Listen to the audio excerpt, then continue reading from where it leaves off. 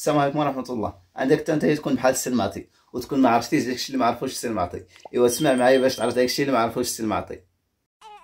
عاوتاني بنت، هذه البنت السادسه اللي كتولدي وما عندك غرض.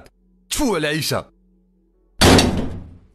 لا والو، هذا غير السي المعطي جارنا طالع له الدم حيت مرتو كتولد له غير البنات، كيقلب على الولد مسكين. عز عليا.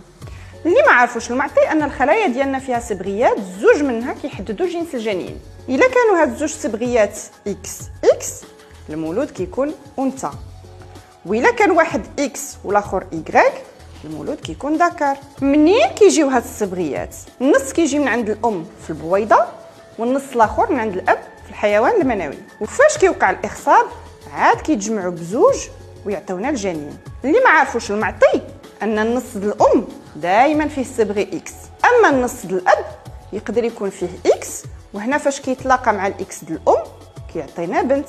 ويقدر يكون ايكغيك اللي كيتلاقى مع الاكس د الام ويعطينا شنو؟ ولد. من هنا نستنتج ان النص د الام دائما ثابت، وبالتالي فهي بريئه، وان النص د الاب راه هو اللي كيحدد جنس المولود.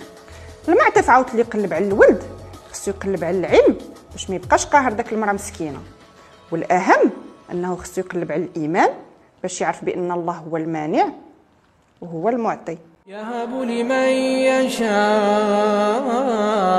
إناثا ويهب لمن يشاء الذكور.